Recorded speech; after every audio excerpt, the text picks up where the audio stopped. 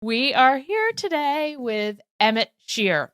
And of course, you know Emmet from being the founder and CEO of Twitch, but he is now a part-time partner at Y Combinator. Yay. And I am so excited. Emmet, roll up your sleeves. We're getting into things. Welcome. All right. Thank you. This is going to be fun. So it is going to be fun. Reminiscing. You applied to YC in the very first batch in 2005 before anyone had even heard of Y Combinator. Tell me what you remember. I was a big fan of Paul's essays in college. I was reading his essays along with spending just vastly too much time on the internet in general. But I read all of his essays.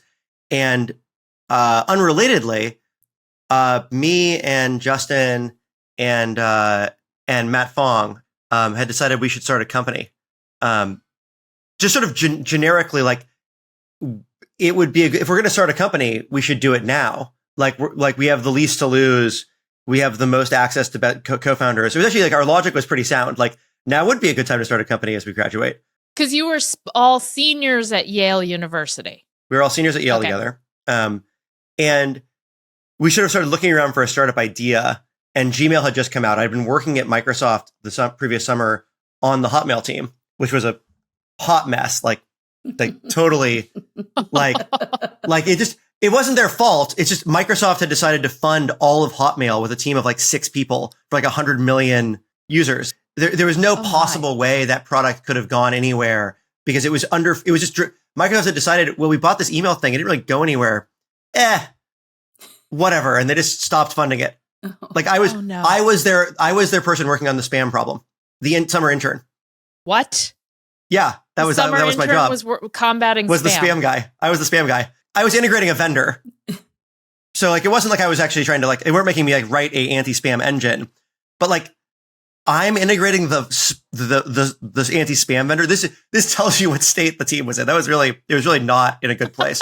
I still think fondly of my teammates. It was hopeless. Yeah. That was like one of those like in retrospect, they had this huge lead. Anyway, so Gmail had come out that summer and I got an invite that summer. I tried to show everyone else on the team Gmail and be like, guys, this is like a big deal. This is coming. And no one was interested. No one was interested in Gmail at all. It was amazing. No. But I was really interested in Gmail. And so when I was back at school using Gmail, I was like, this needs a calendar. Like there's obviously they made the email client, but Google doesn't understand this. They need a calendar that goes with this. Yeah. And of course, it turns out Google had already built the calendar. They just hadn't launched it publicly yet. But we did not know this at the time. And so we started working on that was our idea. We were going to go build a Google Calendar competitor effectively, but Google Calendar didn't exist yet. And we're working on this and our friends know we're working on this. And so I get a message from, who was it in the computer science program? I think it was Jim Terry, basically being like, hey, you like Paul's essays, right? Like, and you're starting a startup. Did you see this announcement? He's doing a startup funding thing. And I was like, oh, no, I didn't see that. I totally missed it. Oh, wow. Oh, we should apply for that. And so we did. I remember, explaining to Justin, this is a good idea. And he was like, oh, this is great. They're going to give us money. I'm sold. Big fat $12,000. Yeah. We were facing like, should we just start this in our parents' garages? We don't have any money. We don't know how to raise money. So it was like $15,000 was like a big deal. That was enough to let us, Paul's theory was correct. That was enough to let us leave school, like on graduation, do this instead of getting a job. And Matt's from Australia. So he dropped out and went to go work for, I think, Goldman instead, because they could get him a guaranteed visa. And like, I think it was a little too risky for him to, even Australians, the visa situation's hard. Yeah. Immigration's hard all the way around. And so it was just me and Justin at that point. And we came up and we interviewed at the Garden Street office. I remember we stayed in the Quintera Inn and we like gotten a taxi to go over to the Garden Street place, which is much nicer. We should have stayed closer to Garden Street. Like, I don't know why we stayed. We were just trying to save money because we were trying to save money on everything because we were broke college kids, which in retrospect, actually, that was the right, like, I look back at a bunch of things where I'm like, now I would never make that decision, but like, that was the right call at the time. And if I remember correctly, you lived in some sort of not great part of Boston, not near Cambridge when you did YC, Oh, yeah. correct? Where was it? Yeah. So Justin's mom had a friend, I think through church, who lived in Roxbury. And so she got us a place in like deep in Roxbury, in this house with no AC, which in Boston is like no AC in Boston is a big problem. I never understood like the full food desert thing. We were in a food desert, like the closest, like, groceries and stuff were like quite far away from us. So you had to either walk a really long way or like take a taxi or something. I think we had my car though, so we could drive for it. So I think we went to Costco a lot, in the car. But yeah, in retrospect, I don't know why we thought that was a good idea. Well, it was cheap. It was cheap and it had space, and I bet it was. Yeah. Cheap is good when you've just graduated and you don't have any income. So back to the interview weekend though. You apply to YC with the idea of Kiko, the sort of Google Calendar. And we invite you to interview, and you had built something at that point, had you not, when you came into interview? We've been sprinting towards a demo. I was a Paul disciple, and at the time, Paul's big thing was like, you need to build running code is the key, build a demo, make something, get it going, start learning from there. And so that's what we did. And we had the drag and drop demo running. I think it was the first time I'd ever seen drag and drop work in a browser. I'd never done that before. And you could one time for each appointment. You couldn't move it a second time, but once you could pick up any appointment and move it to another place in the calendar and it would work. Well, it impressed us. I do remember very impressive demo. Did you allow them to do a demo in the interview? We had 40 minutes. 40 minutes. We had 40 minutes, Levy. We would have allowed that. them to do anything. What are you going to do with the time? Yeah. 40 minutes. It's like an eternity. Like, what are you going to do at the time? Exactly. Yeah. Needless to say, Emmet, we changed the 40 minutes for the next interview session down to like 15. Right. Oh, yeah. So, yeah, we were just learning. I mean, this was all new for us. So we thought you need 40 minutes. Well, and compared to a normal investment process, we're going to make our entire decision on a 40-minute meeting. And then we're just going to like say yes or no. It sounded already absurdly like shortened. Like the comparison is like multiple meetings and like pitch decks. And I felt like on the founder side, I was getting away with something. Like I just get to come in and like talk to you for 40 minutes and show you my demo. And then I either get money or I don't. This is a great deal. Like it's so much better than like pitch. I don't even know how to pitch for money. Well, this was one of our insights, was to make immediate decisions. So that was always the plan. We were going to let you know that night. And I remember it was pretty much a no-brainer for you two. We're like, great founders, and they built something, great idea. Right. Let's do it. You did tell us like, we're not sure your idea is really that good. What? It's okay. Yeah. Which, to be fair, it wasn't a good idea. It would have been if Google hadn't launched. Right. If Google hadn't launched Google Calendar, it would have been a good idea. Yeah. But I think Google was always going to launch Google Calendar. I just remember walking out of the meeting and being like, holy shit, that was Robert Morris. And Justin was like, who? And I was like, I think that was Robert Morris. I was a CS kid. Yeah. I knew RTM. Like I knew about the worm. I knew about I was like, oh, we just got interviewed by, I couldn't even remember. I don't remember what else was anyone else in the room or anything that happened. Because I was like, that was Robert Morris. Oh my God. Did you guys not introduce each other? I think I held it. No one introduced each, like that didn't. Oh, we introduced it, but Justin didn't register for Justin's like, oh, this is Robert Morris. And he's a professor at MIT. And Justin's like, yeah, cool. Whatever. Yeah, that guy. And I was trying to, I remember afterwards just being totally starstruck and Justin being like, what are you talking about? Like, because if you aren't a literal CS major, you're not going to learn about it. Like, you have to be really into kind of internet programmer hacker history to know why he's so impressive. As a result, I barely remember. Like, I can't I think most of my memories of the rest of it are kind of reconstructed. Like, I know you were there, Jessica, but I can't remember you being there. I can't remember. I think Trevor was probably there. I don't remember him. Yeah. I barely remember Paul. Wow. Really? Oh my God. Like I remember because I was just like, oh my God, RTM. I can't believe I'm being interviewed by RTM. That's so funny. And he didn't even ask that. He didn't even ask any real questions. I was just gonna say, like, he's not super talkative in interviews, so that is hilarious. No. Oh my gosh. Like I do remember you. I remember you being there. Like I remember you being there, Jessica. I just don't remember very much. It's just a flash of it. But Trevor, I honestly don't remember his presence, and it really like. And I'm sorry, Trevor. Like I just think like and Paul. If I wasn't reading Paul's essays, I don't think I would have remembered him either. Wow. Oh my gosh. Like I would have the same like kind of flash of a person, but that's it. Okay. Well, it was great. when we called you that night and said Paul must have called you and said you're in, was it a no-brainer to take the deal? Oh yeah, I mean it was. We were so excited. We didn't have a backup plan. Our plan was get YC. That was the whole. That was the whole plan. If we hadn't gotten it, I don't know what we would have done. I mean, to be honest, Justin had a job that he took the signing bonus from, and then after we got YC, he like returned the signing bonus. Oh, wow. Because like. I think in retrospect, I did not have a backup plan. And I don't think Justin was actually going to take his energy consulting job in DC. I don't think Justin would have actually liked that. And I think that was sort of like to appease his mother or something. Like, don't worry, I have a real plan. But we definitely did not have a like, oh, if we don't raise money from YC, we'll go start this startup some other way. I don't think it's an exaggeration to say we would not have started Kiko without YC. Wow. We would have like tried a little bit, but I think we would have given up quite quickly.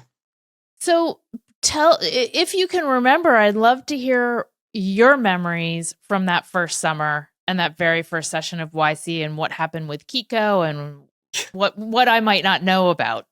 I mean, I mostly remember sitting in our very, very hot, like sweltering Roxbury apartment with no AC, like in our underwear programming and just feeling so alone and so depressed. No. Because I'd just come out of being like in the best social environment of my entire life with all of my college friends. And now it was me and Justin. I love Justin, but like he's not an entire social circle. And it's just me and Justin in this house. We don't know anyone in the city. It feels like we're never going to be near our friends. And our friends are all in New York, basically. Like some of them are in San Francisco, but like most of them are in New York at this point. And they're all having a great time. Like they're all like working their first year at Goldman and all that with all their other friends who graduated or, you know, at consulting firms or, you know, wherever else, or they went to law school or med school and they're having an awesome time. And we're in this like Roxbury. It was so depressing and so sad. And like, I had like a couple weeks of just like dark, like my life is never going to be fun again. Oh no. And the one bright spot every week was Tuesday dinners. I was going to ask you, did you just live for Tuesday night dinners? Yeah, Tuesday night dinner was the only social contact we had of any kind. In retrospect, if we just lived in like Davis Square or something, we would have been like fine. Like it was this totally own goal. Like there's a bunch of college kids like right there. It's like Cambridge is full of our friends and colleges. But and like things happening. Yeah, totally. 20-year-olds. With young, but we just. Instead, we decided to live in Roxbury. I don't know. It was not very smart. Well, in some ways, it was terrible. In some ways, it was good because we definitely weren't distracted. Yeah, like it was full on. Like we were doing nothing but the startup, which was sad and depressing. But also, like we were doing nothing but the startup. There was no competing anything. And I drove out across the country. My girlfriend wanted to. I got back together with my girlfriend, which in retrospect, you know, I feel like that was probably a bad idea, not because we weren't, it's just like practically her moving to Boston, like into this environment where I was already depressed and didn't have a social network. And she also wouldn't, was like not a recipe. Like in retrospect, if we wanted that to work, we probably should have waited until I at least moved to Davis Square. Yeah. Like that would have been a better idea. Did she move into the apartment? Yeah, totally. 100%. And did that cause a little tension? I know you and Justin have been friends forever, but I'm trying to remember. It caused a little bit of tension. I think more just the insanity of like, why would you bring a girl? Like, why would you generate this extra stuff that we have to deal with? But he got together with Christine while we were in the Roxbury apartment too. So I think we both got back together with our girlfriends. They met in Boston? No, they met in college, but they'd broken up and they got back together I think I'm pretty sure while we were still in the Roxbury apartment. And yeah, we ate a lot of Costco lasagna. I made a lot of chicken and spring mix salads, and then it was quiche Lorraine's. I would like bake a whole quiche Lorraine, the and little then just mini eat that hors for like a d'oeuvre week. kind, or No. Like I would make a pie crust and fill it with like a dozen eggs. Oh wow! And then I would eat that for 4 days. Okay. Quiche is like the easiest thing to make actually, because it's like if you can make a pie crust or you buy one, you just like crack a dozen eggs into it and like some cream and ham and whatever else you want to put in, and then like you put it in the oven. You cut it into a bunch of slices and you have infinite food. I was just looking for things that were like time efficient for a lot of protein. Yeah. That's a good tip. At the end of the summer, you had demo day. Do you remember that there were like 15 people there? Oh, I remember the whole summer. I remember Paul Buchheit coming in and giving us talk on Gmail and just being like, holy shit, that's a real engineer. I didn't understand what engineering was. And like, I remember telling Steve that you couldn't access it. It's so embarrassing. I think something like you couldn't access a database without Java. And what I meant was you couldn't access a database without like a server side like thing. But I didn't really understand how programming worked. Like I fooled you because I was a good programmer because I had been in the Yale computer science curriculum, which is a very intense, abstract curriculum. But they don't teach you how to do anything. Like I didn't know how any technology actually worked. It's really a like computer science as abstract theory program. And so like, how does a database work? Like how do you connect a program that runs on a server to a database? I have this vague idea you can do that, but like, what would that look like? I'd never done it before because that's dirty practical work and Yale doesn't believe in practical work of any kind. Whoa. Well, YC does, thank God. And you probably got quite the lesson. Turns out Yale is actually right, which is their attitude is you'll figure it out. That part's easy. Like we're going to focus on the really hard stuff. And when you have to figure out how to install a database driver for your Python program, it's fine. If you got through this program, you'll figure it out. And they were right. It took me all of, 6 weeks to figure out how a lot of that stuff worked. Although it took me probably 2 or 3 years to get like good at it. That's fine. Like, I'm glad they focused on the more rigorous components because that stuff I would not have learned over the next 2 or 3 years if I hadn't gotten it in school. Also from the summer, I remember prototype day and sort of sprinting to have something. And then I remember demo day and we'd basically built a calendar. I think we'd even launched and we had some users and I remember no one, I think, like we presented for like half an hour or something. How long were those presentations? I think that they were maybe 15 minutes or pretty 15 long. Minutes. They were long. They were like real presentations with like slide decks and like demos sometimes. Because it was demo day. I remember we got interest from Stephen Wolfram and we got to go pitch him. He did not wind up investing because he did at the end of the day did not think we were going anywhere on that startup. I also remember, I think it was his like 7-year-old son was in the meeting. Was he was in there all that of summer? both Stephen's. Yeah, I think so. And he was there in all of Stephen's meetings, actually, I think. I don't think he was at the demo day, but he was in our pitch meeting with them. And I thought it was really charming. It makes me want to take Lucas, my son, into when he's old enough into meetings. Like to be honest, he asked like 2 or 3 questions because Stephen gave him was like, hey, do you want to ask them some questions?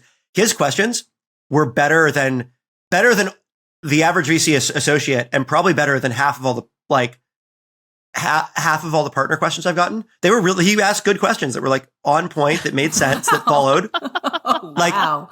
Because he's obviously a smart kid and he's been watching his dad ask smart questions in the meetings for probably a year at that point. So he knows what to ask. He's seen his pattern match it.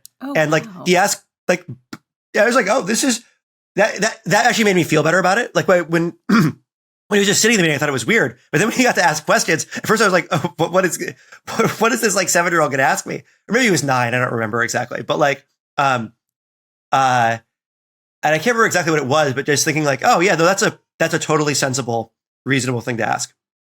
That's so funny. you mentioned Steve, which is Steve Huffman from Reddit for our listeners, who was also in that first batch, who's been on this podcast. You guys were good friends with the Reddits, Steve and Alexis. What was your not during the summer. Like? Really? Not during the summer. Okay. Yeah, during the summer we were in Roxbury and we didn't see anybody. We barely I liked Steve and I liked Alexis and we were drawn to them as sort of the other them and Aaron Schwartz, I think. That set of us. And I guess the Memamp guys, Zach and Chris. We all kind of I think Sam was off pitching all the time, was just didn't hang out with us that much. Because he was working on his startup. For him, that meant deals. Yep. And we were sort of that group was sort of the set of people who I think were both very serious about their startup, but also wanted to have hang out and talk and have some amount of fun as well. Yeah. And so, which I guess is that was 2/3 of the batch or something. But that group, we all sort of hung out quite a bit. And I remember really being drawn to them, being particularly drawn to Steve and Alexis. But it wasn't until after the batch ended when we were oh, now what do we do? And then if we had to be proactive, if we didn't reach out to someone to try to hang out with them, we were never going to see anybody. You all worked together in Y Combinator's Cambridge office. Yeah. Didn't we over that? Yeah, after the batch, not during the batch we didn't, but after the batch, okay. we all worked we would go to Garden Street and work because it was just so much more pleasant than where we lived. I think you took pity on us because now YC gives you $500,000 or whatever. So if you can afford to get an apartment that's decent to work out of, then with $14K, you're really trying to stretch it. Yeah, okay, fine, you're out of our office. But so we worked out of the office together. That was a big bonding thing. But also we just were a little bit more proactive about hanging out and meeting up once a week, getting beers on a Friday or something. And we really connected later. Once we sold Kiko, we 15 months in, we sold Kiko on eBay. And after we sold Kiko, we didn't really have that much to do. And so we spent a summer basically distracting the Reddits, we would at 3 p.m. go over to their house with Chinese food and beer and start playing video games. And not know this. That was great. That summer was amazing. And which if Steve got his revenge though, then he sold Reddit 6 months or 9 months after that. And so when we were starting JustinTV back in and we moved to San Francisco, Steve moved into our building, and every day at 5, Steve would show up with a 6-pack of beer and we'd start playing video games. It's he got 3 months of doing that to us back when we were trying to start JustinTV. So we I don't know if we were always totally a good influence on each other, but we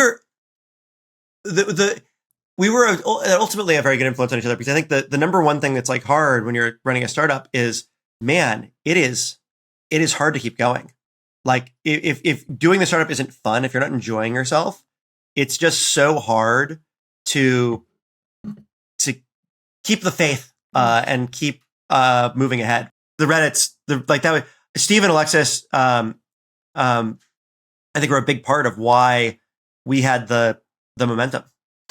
Well, I was going to say, based on the interaction that we saw in that first batch, that's what inspired us to keep it as a batch. That was just an experimental, let's learn to angel invest summer. And then we were going to just do asynchronous investing. But we thought, the batch is the founders like to come together. They help each other out. So that's why we kept doing it. So I'm glad that those friendships coalesced.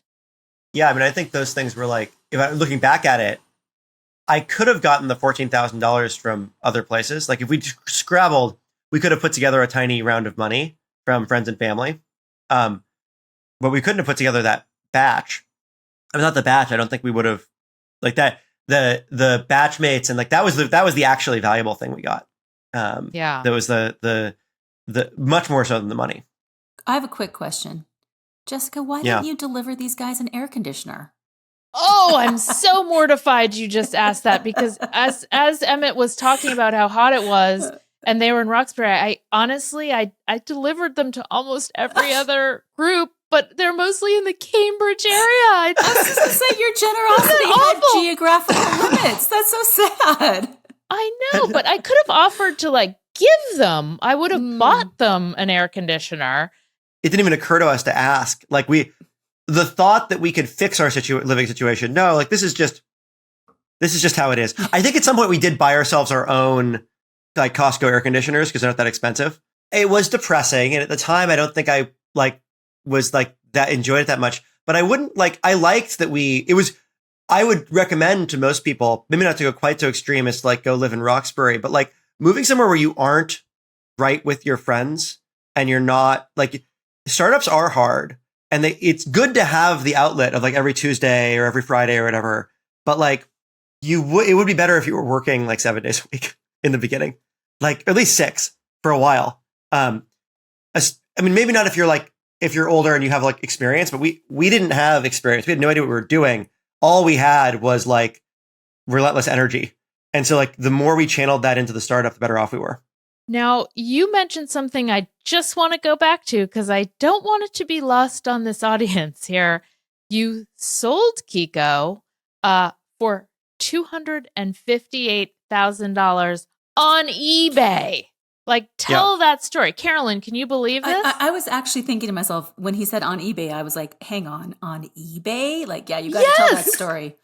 Tell that story. So Google Calendar launched. At first, we're like, yeah, they can't take us. We've got them. And then we like increasingly realized we don't got them. We actually have, we have no ideas. We don't even know that. Fundamentally, we didn't actually use calendars, and we didn't actually have any idea other than the calendar that goes with Gmail.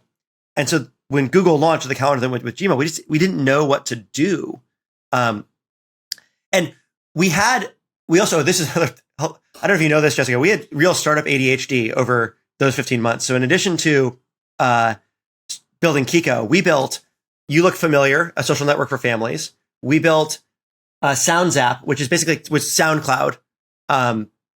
Which when you could upload songs and they had a little thing where it would play and you could leave notes on it. We built this thing. We didn't actually launch it. Things we called Secret Project. We're sort of a combination. It's sort of like Replit today, but like sort of like Replit plus GitHub. But we like gave up on that. We didn't even get it to launch. MySpace was the big social network at the time, so we built sort of a clout for MySpace. Wow. We built a spider. We also didn't launch that one. But we built the spider. We calculated a bunch of cloud scores and we lost enthusiasm and didn't launch it. And we built Kiko. And in retrospect, like the reason we kept building these other things and these other ideas, almost all of which, by the way, are at least like multi-$100-million companies, if not billion-dollar companies. Yeah. In retrospect, is because we knew at some level in our hearts that this calendar thing, no one has built $1 billion calendar yet. Like the calendar thing really wasn't a good idea, actually. And so we kept sort of running away from it, but then going back to it because like, no, we're supposed to work on the real thing we're doing, and we weren't ready to actually pivot the whole company. And You Look Familiar, by the way, it's like Ancestry.com, basically. Like the whole idea was you could like get your family into it. And what we'd immediately started getting is feedback from your customers if we'd understood how to do it. It's like, I want to add my dead family members too. I want to like not just build the family tree of the living people, but everyone who I know, which is like that's what Ancestry.com is. It's a social network that includes dead people. Yeah. It's like Colma is a social network. We basically were like, okay, we're actually going to give up on Kiko. Well, what do we do with it? Well, we've spent all this time building it. Somebody should pay us for this. Was sort of the idea. It's a calendar. It works. It's a JavaScript calendar that does work. Surely someone wants a working JavaScript calendar. Who wants that? I have no idea who would want that.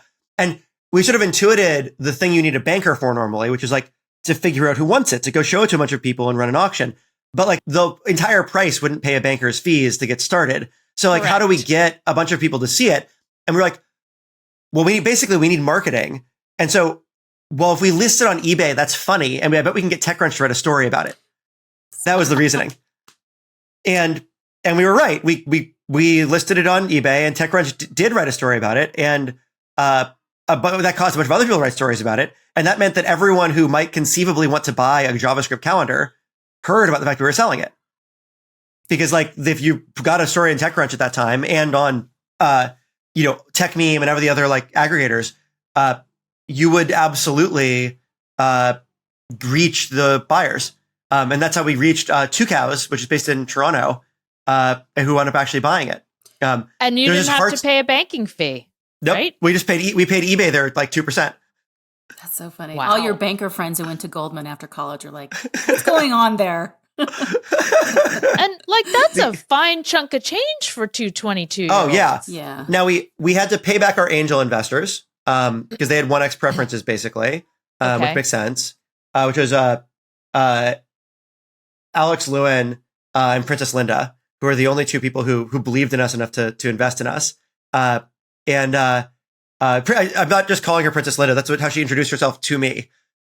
Like that's my memory of her. Like Carolynn, as she was the early Yahoo employee that yeah. Paul knew. Okay. Again, one of the like few handful of rich people that we knew and invited to demo day to fill the 15 seats. Right. Okay. But she invested. Yeah. And Alex was an employee, I think, at ViaWeb, and then at Yahoo. I'm still friends with Alex to this day. Awesome. The best.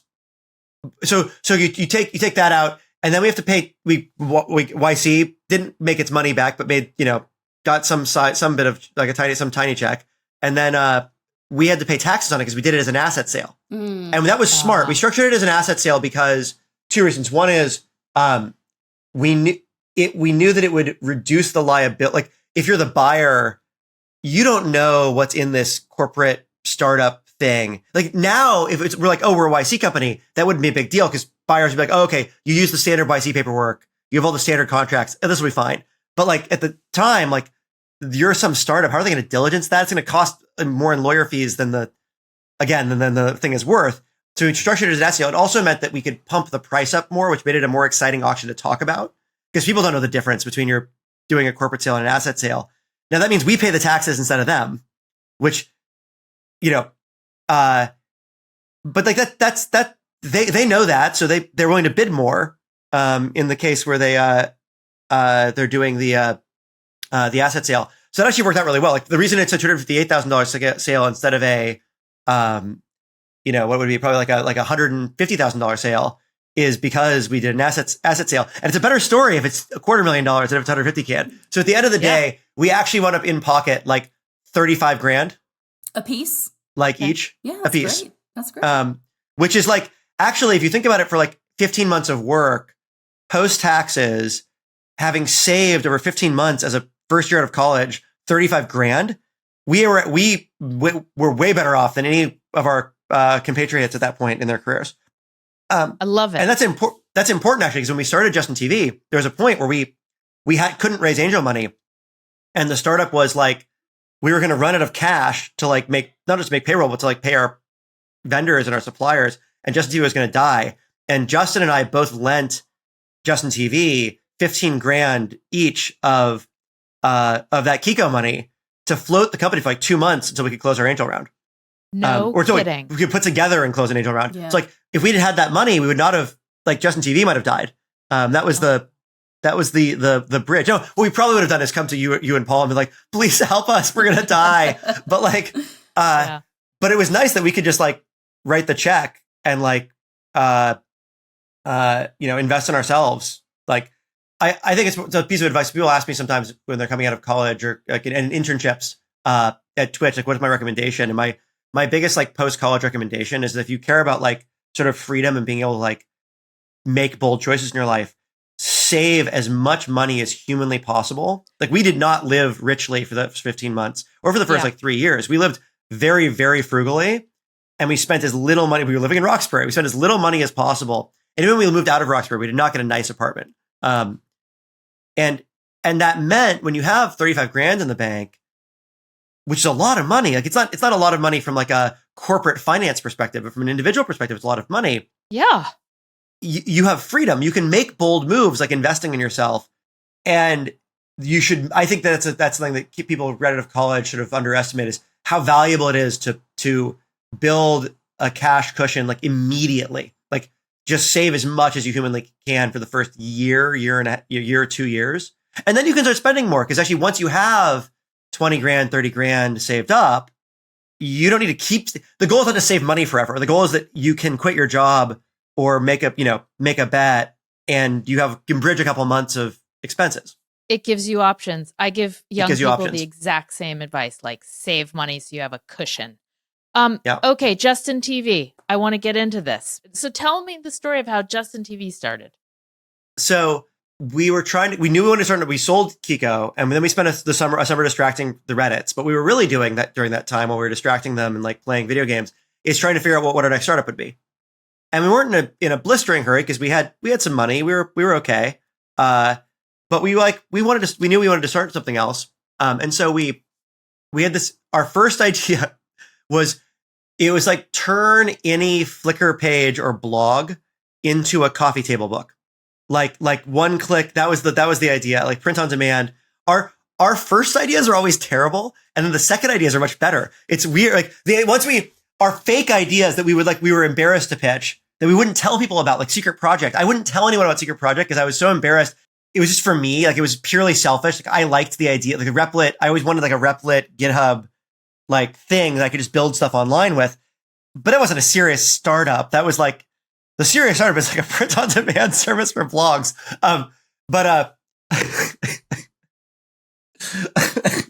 You're cracking yourself up with your bad idea. Oh my God. So bad. It's so bad. So we go into pitch Paul and he's like, no, thankfully. He's like, absolutely not. That's a terrible idea. We're like, okay, fine.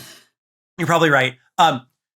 He's like, what else you got? And we were like, okay, well, we do have this one other idea, which we'd come up with because we were like having, at the time, the canonical topic in Silicon Valley, the way that like OpenAI and Elon is today, the default topic was, what should Yahoo do? Because Yahoo was already then like obviously lost, and they just didn't have a strategy. And so everyone would play kind of armchair quarterback. If I was running Yahoo, what would I do? And we were like, our conversations about this are interesting. And I actually think in retrospect, they were. It was sort of like, we could have done what a normal person would do, is just like start a podcast. That's the normal response to, we are interesting.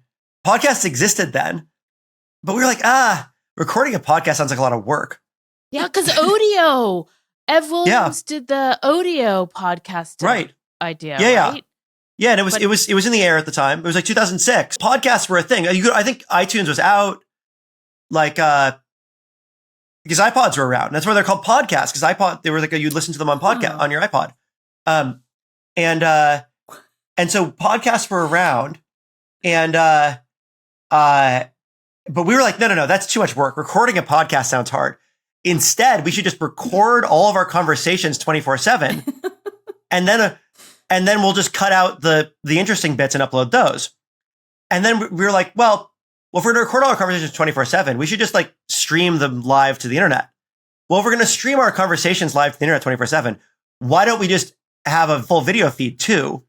That's possible now. Like the eVideo cards had just come out. So like mobile internet came into existence. Like we could do that. And we were like, yeah, that's funny.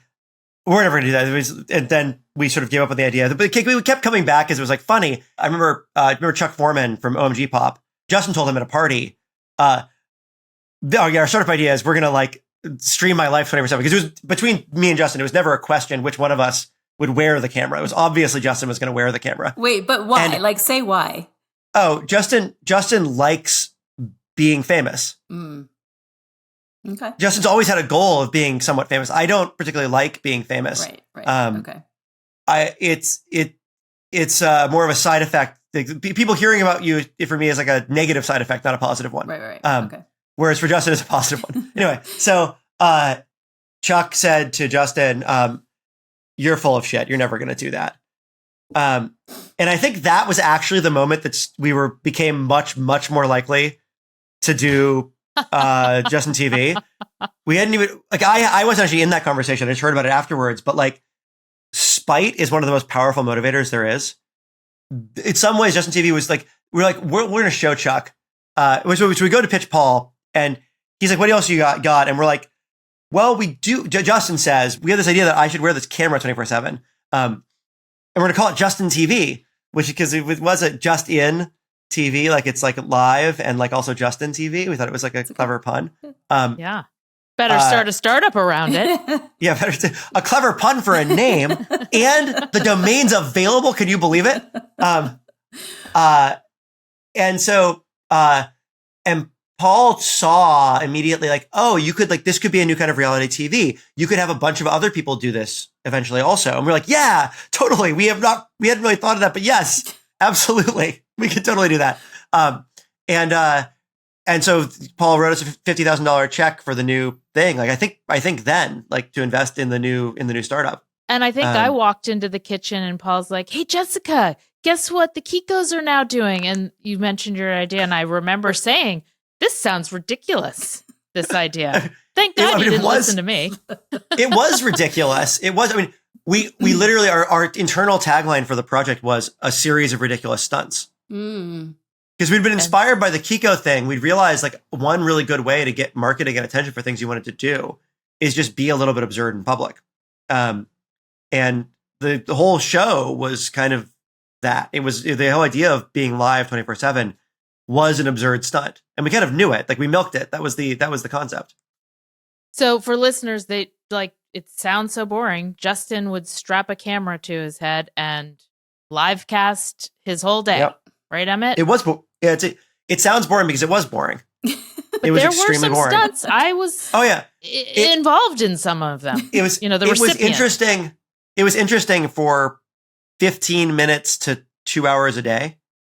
Like, yeah. And then the rest of the time it was super, super boring. And the problem with live video is being interesting for 15 to 2 hours, minutes to 2 hours a day is like terrible. That means almost always your show is horrible. And like, if you can produce 15 minutes of good content a day for YouTube, that's great.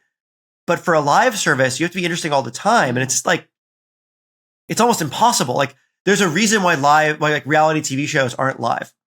Right. Like there's a really fundamental good reason.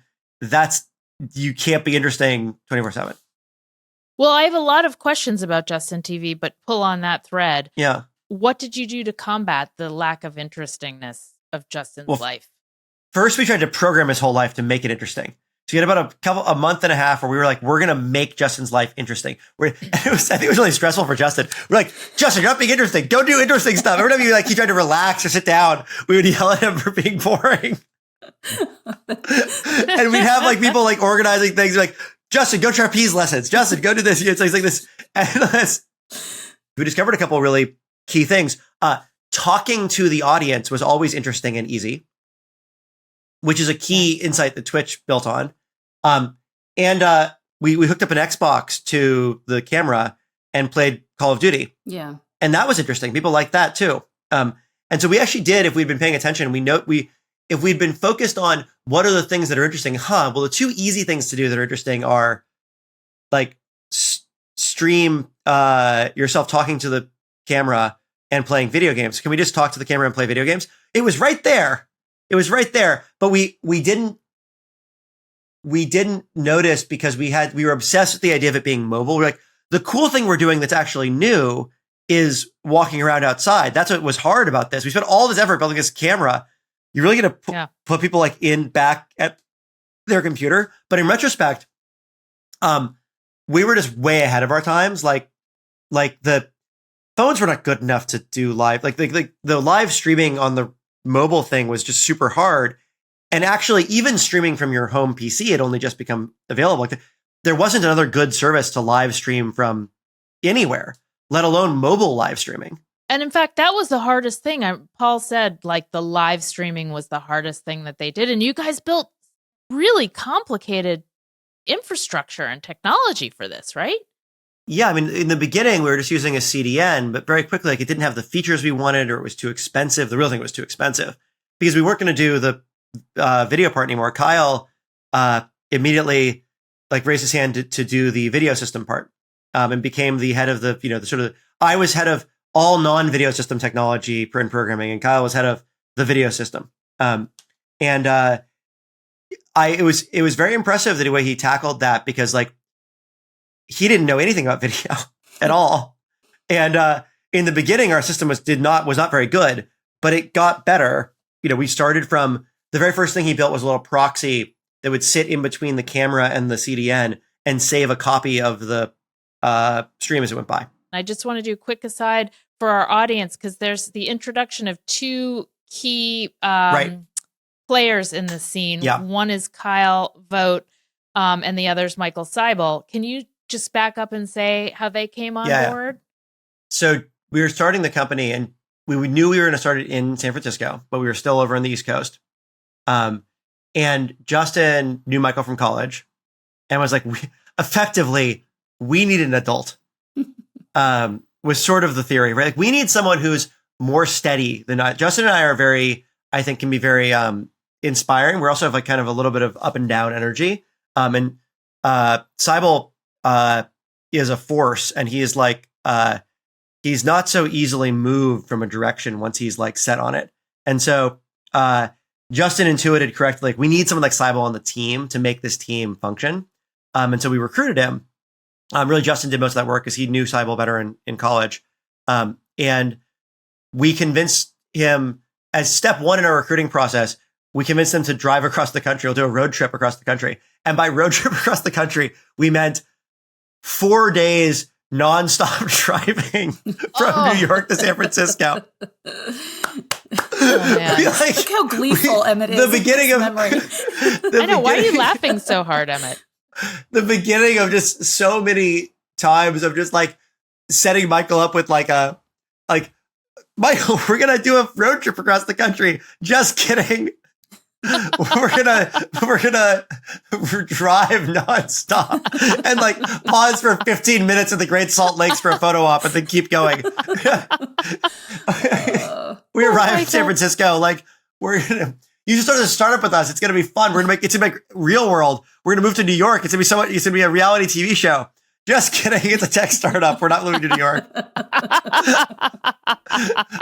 It's just this endless series of just like rug pulls. And I think he liked working with us. I think he had a good time anyways. Oh my God. And so Michael shows up, and he's, we're having a pretty good time, and we're like, we're starting the company, and like, we're like, you should do this with us. Like, you're already a key part of the team. We never could have found an apartment without you, which, like, I don't know if that was true. We made him feel like it was true.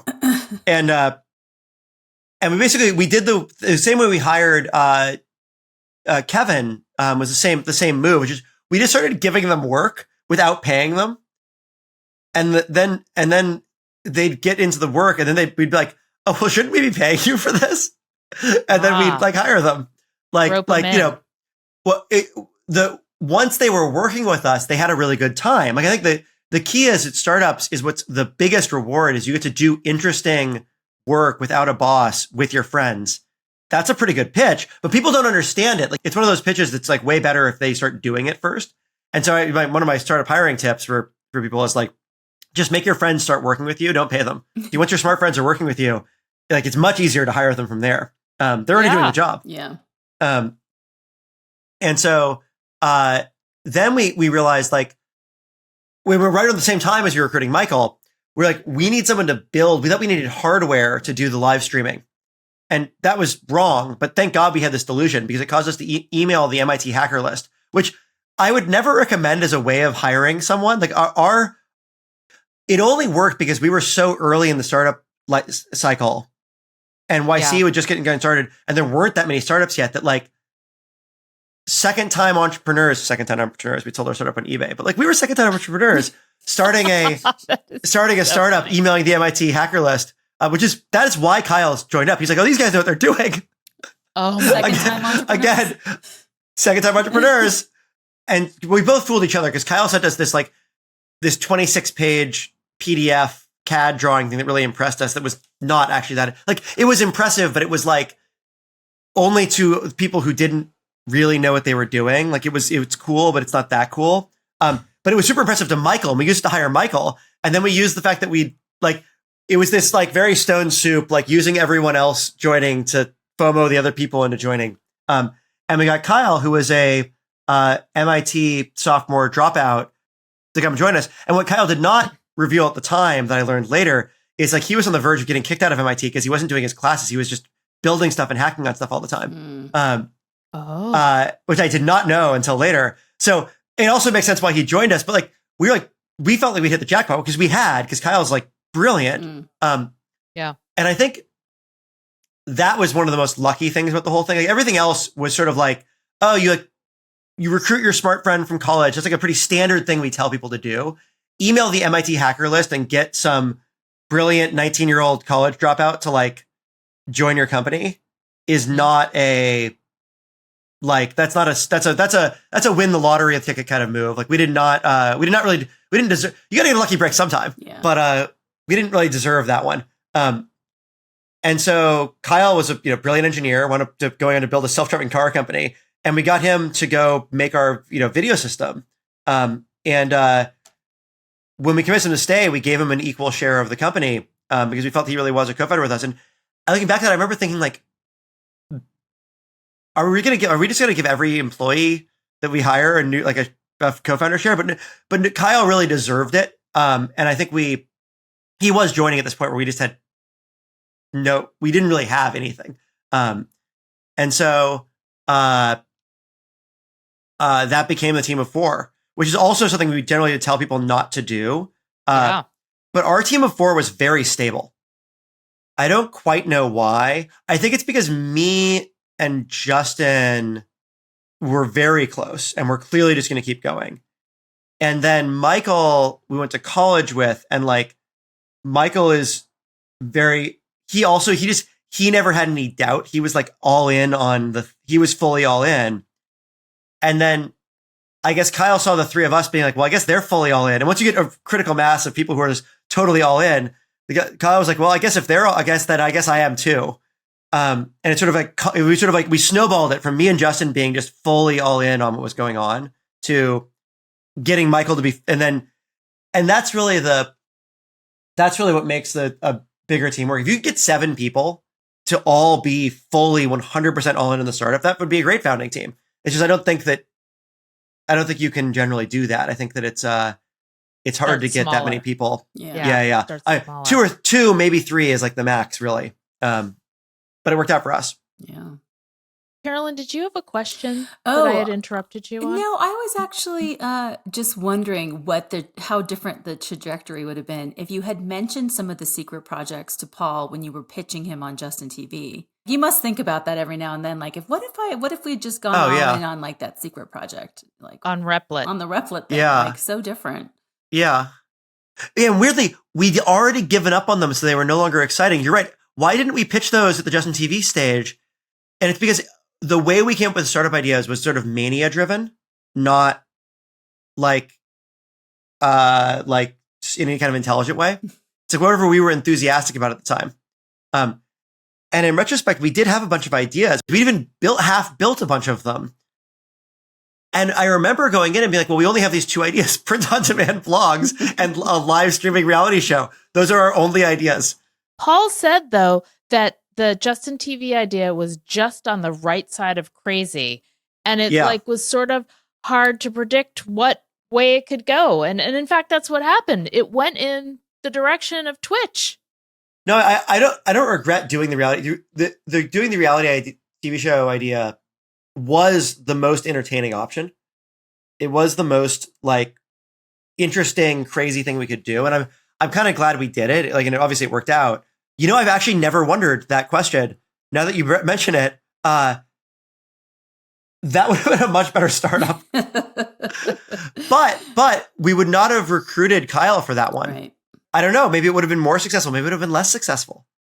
It's hard to say. Yeah. Like, because the idea is one thing I've definitely learned in startups over and over again. It's like the strength of the idea is almost never the important thing about the company. Like, it's the founders. And the JustinTV idea, like, let us recruit Michael because we were going to be real world in New York, and it let us recruit Kyle because we were going to build cool live streaming redundant hardware, and so maybe it was exactly the right idea because it let us recruit the best team, right? Even though it was not the best idea as a business. I was also wondering what was the idea for how JustinTV was ultimately going to make money? Oh, sorry. Silly question. Make money? Make money. We didn't think about making money until the 2008 financial crisis when we were like, oh shit, the gravy train is about to stop. We managed to raise, thank God, a Series A extension from Stuart Alsop like 2 months before the hammer came down. And like, because we'd failed. We tried to raise our Series B. just at the time for people listening now, Series B meant a like $5 million to $7 million round. Right.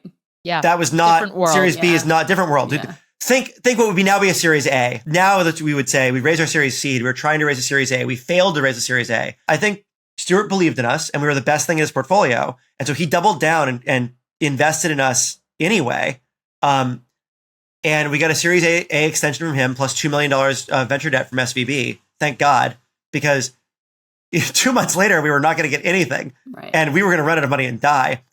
JustinTV has several like near death moments like that, where it's just like, we got lucky and lucky. We're also smart. We knew take the money now. Yeah. Like before you run out, like take the money now. Yeah. And then the hammer came down and we were like, oh, we better get profitable. And then we started thinking about money in a really serious way. But like, so what did you do? What did you then do? The hammer comes down end of 2008. 4 weeks later, we've pivoted completely to working on money. We actually got serious for the first time in our company's history about like having process and metrics, and like we actually managed the company in a real way. It was really healthy for us, actually. We sat down every month with the P&L, which was this weird hybrid cash P&L slash actual like income statement P&L, right? Like because we called it Michael math. What Michael really wanted was a cash burn thing, but like our cash burn was so far from the because you get paid on advertising so much later. It was really hard to tell how much money you were actually making, and so we did this hybrid thing where our costs were on a cash basis, but our revenue was on a like accrual basis, which is like was weird. But actually, I think in retrospect, it was the right way to look at the company. So we sit down with this weird, fucked up non-GAAP P&L. So we sit down with this weird Michael math P&L every month, and we go down every single cost line item, and we'd ask, do we need to spend this money? How could we spend less money on this? And if we thought we could do something to spend less, we would either cut it right away or we would like make an action item to go cut. And then we'd go down every revenue item, which in the beginning wasn't very many, and we'd ask, can we make this go higher? What is missing from making this go higher? What are our best ideas to make this go up? And then we'd go through every page on the website and we'd ask, can we extract more money in some way from this web page that we are currently extracting, and from this flow than we are currently extracting? And then that would turn into a list of like, 27 action items. And then we would distribute them to people. And then we'd go get them done. That's pretty and that efficient. was the management system. Yeah. Yeah. And then we'd come back the next month and we would get, we also got desperate enough that we stopped micromanaging our employees and we just started asking for their help, which was like also a big move. The other thing we did, we were super transparent with the employees from like minute one. We were like, so we have, at the beginning we have 14 months of cash in the bank and then we're dead. Like, here's the burn rate. Our goal as a company is to pull out of this dive and we're going to do it. And because we didn't have any doubt, we were like, there's a doomsday clock on the wall, but like we were utterly confident. It wasn't like we're screwed. It's like, this is the new goal. This is what we're going to do.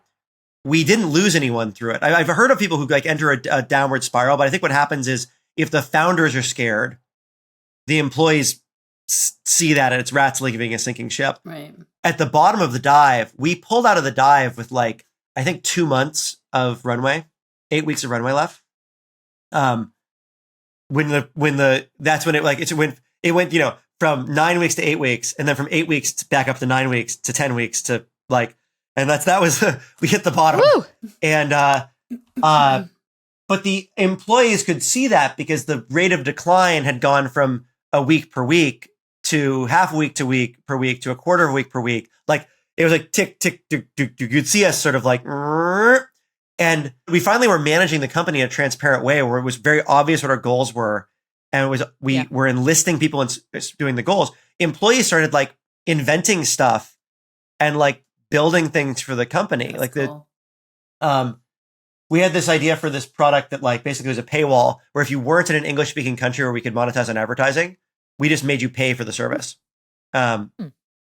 Which after like a 5-minute preview. And that product was not very good when we first launched it. And Tim just sort of took it upon himself to run our first A/B tests and actually like experiment with the thing. and just like didn't really talk to us about it. Just like went and did it. Thankfully, because if we talked to us about it, we probably would have screwed it up. And basically we were finally the problem with products like JustinTV and in general consumer internet is like, how do you make something like that grow is not a scientific process. Like it is if you're Facebook and you have an incredibly sticky product and you can have a growth team whose whole job is to like put people on the top of the funnel. Yeah. But we were not an incredibly sticky product. And so how do you make us grow was like a really, I don't know. You just try stuff and some stuff works, some stuff doesn't. It was like it's very low feedback environment. Whereas like the money thing, finally, it was like running an enterprise company, like you're running a real company. Like you could set goals and then achieve them. And then the next month you could achieve the next goals you set, like a real company. Imagine that. Yeah. And so it was like really healthy for us. So we got profitable over the next like 18 months. Amazing. That really set the stage for Twitch because the way we funded Twitch was funded almost entirely out of cash flow off of JustinTV. Like we wound up raising a Series B from Ethan Kurzweil at Bessemer, but that was like a year after starting Twitch. Like we'd launched the product, we were growing already. The entire seed investment, and then continuing, like we squeezed all of the blood out of that stone. Eventually, we squeezed it to death. But like that probably generated, I would bet, $7 million in cash flow over the course of the out. It produces at least as much profit out, probably more. Then we ended up selling it for more. So in total, we probably got 10 million out of it. So it was a profitable venture. We squeezed more money out of it than we got going into it. And that doesn't even count for the fact that it was paying everyone's salaries on top of that. So actually, like I'm just counting the profit we could reinvest. Actually, it was probably closer to 20 million of cash flow that let us go build Twitch, a very capital intensive business with me, not a particularly great fundraiser. At the time, I'm much better now, but at the time I was not good at fundraising. We had a consumer internet winner that was growing at 30% a month. And on top of that, we were growing it out of cash flow from the last product we'd built. Really? Did people turn you down? 40 VCs turned us down before the first money we raised. Okay, hold on. This is so huge. And I want listeners who are starting startups or trying to raise money to hear this. Emmet Shear got turned down by 40 investors with Twitch making money. We were just going and going. We got Bessemer make an offer, and then we got somebody else made an offer too, but their offer sucked. And we just pretended it was a decent offer to get like slightly better terms out of Bessemer. But like ultimately we basically just took the Bessemer offer because it was the best thing we had. And like we couldn't even get a competitive bidding situation going on. Wow. Like it was so bad. Everyone in gaming turned me down. And like now I could go pitch it and my pitch for it would be so much better because I understand how VCs think and I understand what we had, which is like good news. We have a consumer internet winner that is growing at 30% month over month. And our revenue, we have negative dollar weighted churn from the moment people start spending money with us. Like the cohorts of money from people who are spending money with us grow every month when we sign them up. We'll be taking bids next Tuesday. Right. Let me know if you're interested. Right. That's the whole pitch. Right. That's the whole pitch. Like, what else do you need to know? Right. I don't even tell you what my company does. Like, it's irrelevant. And like, but I didn't understand. I didn't understand what we had, and so I couldn't convey it. Like the main thing when pitching VCs or pitching anyone for anything is if you know what you have, you're confident. They can't really assess. I thought they were like intellectually assessing my idea. That's not what they're doing at all. They are trying to figure out, do you think this is really going to work? That's like 90% of their decision. Like I didn't understand that what we had was this rare chance. We had a 1 in 3 chance we were going to build something really big. And I was focused on the 2 in 3 chance this thing was going to like implode, which is true. We probably did have a 2 in 3 chance. There was a bunch of moments where we almost died. Like it was not a guaranteed success from that point. But like VCs don't bet on guaranteed. If the point it's a guaranteed success, you should be pitching Fidelity. Like you're not pitching a venture capitalist. Right. This is a 1 in 3 chance at being $1 billion company is a great bet at Series A or Series B. Right. Like absolutely put your money in that. And I didn't emotionally, I could have got that intellectually, but I didn't emotionally understand it. And so my pitch was bad because there's something I try to talk founders out of now whenever I advise them through YC is like, stop trying to convince me your thing is a sure thing and there are no risks. Tell me, here's the 2 things that are the big risks that we're going to de-risk. Here's our plan to de-risk them. But yeah, those could kill the company. Yeah. But if they don't, we're a $1 billion consumer internet play. We were a $10 billion company. This is freaking huge, which is true also. And I just like didn't have the chutzpah to pitch it that way.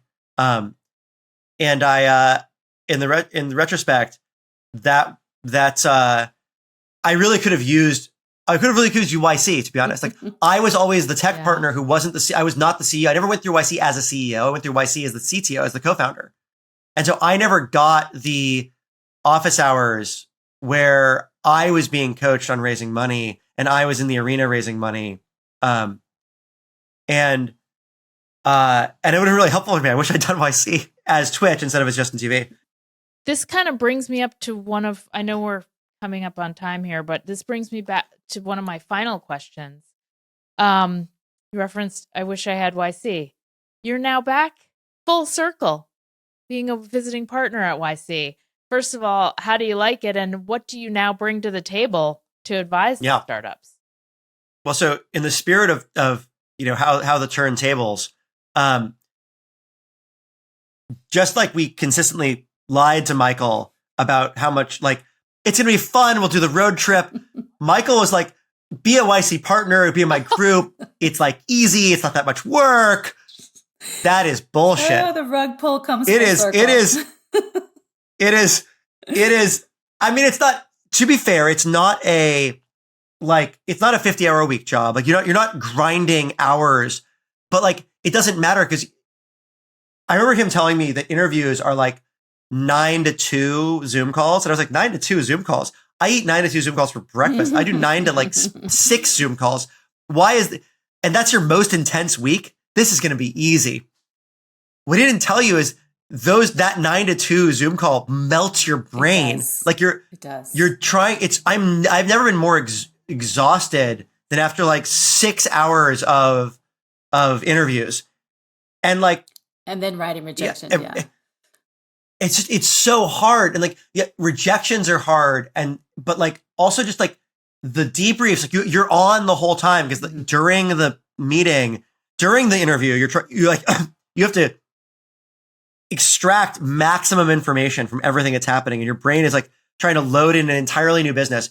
And then after you're trying to figure out debrief and figure out should we do this or not? And pay attention to all the data you have to figure that out. And it's just high stakes decision after high stakes decision. Bam, bam, bam, bam, bam. I make more consequential decisions in 4 days doing interviews as I would in an entire quarter as a CEO. You can never turn it off either. You have to concentrate and focus for such a long period of time. It is very exhausting. And the rest of YC isn't as intense as interviews, but it's still office hours. Every single office hours is like a moment for that startup of them trying to pivot. And it is hard to you a day of office hours is also very draining. If you're meeting with all the startups, it's energizing. It's draining the way hiking, going on a long, beautiful hike through the Alps is draining. It's draining. You're tired at the end of the day. You feel good.